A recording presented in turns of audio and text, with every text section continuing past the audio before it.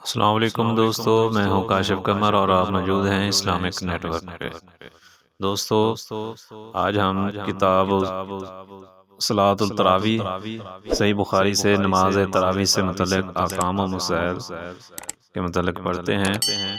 باب نمبر 1 ہے اس شخص کی فضیلت جو رمضان میں رات کے وقت قیام کرے۔ صحیح بخاری حدیث نمبر 2008۔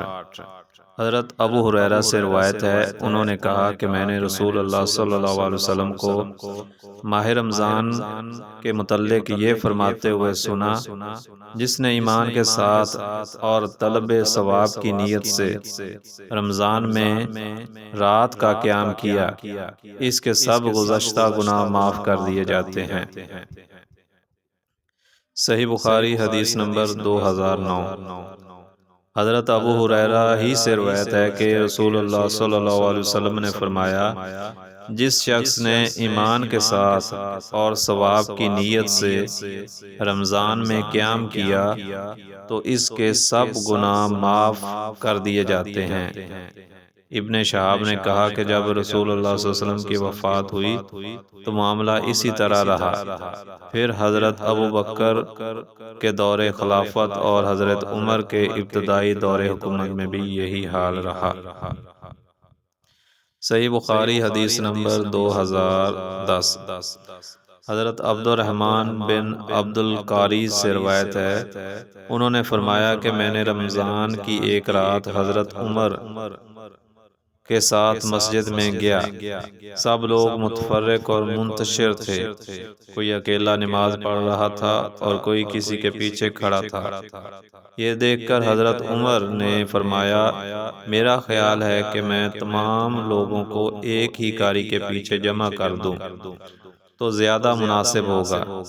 چنانچہ انہوں نے اس عزم و ارادے کے ساتھ حضرت ابی بن کعب کو ان کا امام مقرر کر دیا۔ دوسری رات پھر مجھے ان کی معیت میں مسجد نبوی جانے کا اتفاق ہوا تو دیکھا کہ لوگ اپنے امام کے پیچھے نماز تراویح پڑھ رہے تھے۔ حضرت عمر نے انہیں دیکھ کر فرمایا کہ یہ نیا طریقہ کس قدر بہتر اور مستحسن ہے، اور رات کا وہ حصہ جس میں یہ لوگ سو جاتے ہیں اس حصے سے بہتر ہے جس میں یہ نماز پڑھ رہے ہیں۔ آپ کی مراد رات کے آخری حصے کی فضیلت سے تھی، کیونکہ لوگ یہ نماز رات کے شروع ہی میں پڑھ لیتے تھے۔ صحیح بخاری حدیث نمبر 2011۔ حضرت عائشہ رضی اللہ تعالیٰ عنہا سے روایت ہے، جو نبی صلی اللہ علیہ وسلم کی زوجہ محترمہ ہیں، انہوں نے فرمایا کہ رسول اللہ صلی اللہ علیہ وسلم نے ایک مرتبہ نماز تراویح پڑھی اور یہ رمضان میں ہوا تھا۔ صحیح بخاری حدیث نمبر 2012۔ حضرت عائشہ ہی سے روایت ہے کہ رسول اللہ صلی اللہ علیہ وسلم رمضان میں ایک مرتبہ نصف شب کے وقت مسجد میں تشریف لے گئے تو وہاں نماز تراویح پڑھی۔ کچھ صحابہ کرام بھی آپ کے ساتھ نماز میں شریک ہو گئے۔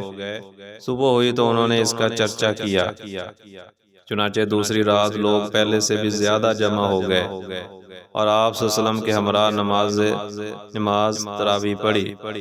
دوسری صبح کو اور زیادہ چرچا ہوا، پھر تیسری رات اس سے بھی زیادہ لوگ جمع ہو گئے۔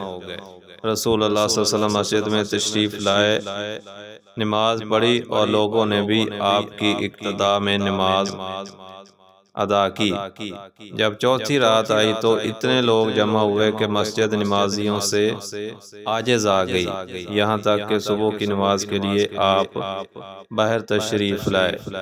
جب نماز فجر پڑھ لی تو لوگوں کی طرف متوجہ ہوئے، خطبہ پڑھا، پھر فرمایا، واقعہ یہ ہے کہ تمہارا موجود ہونا مجھ پر مخفی نہ تھا، لیکن مجھے اندیشہ ہوا کہ مبادا نماز شب فرض ہو جائے، پھر تم اسے ادا نہ کر سکو۔ رسول اللہ صلی اللہ علیہ وسلم وفات پا گئے اور یہ معاملہ اسی طرح رہا۔ صحیح بخاری حدیث نمبر 2013۔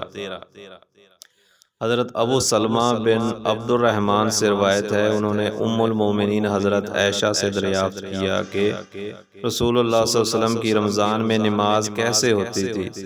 انہوں نے جواب دیا کہ آپ رمضان اور غیر رمضان میں 11 رکعات سے زیادہ نہ پڑھتے تھے، آپ 4 رکعات پڑھتے۔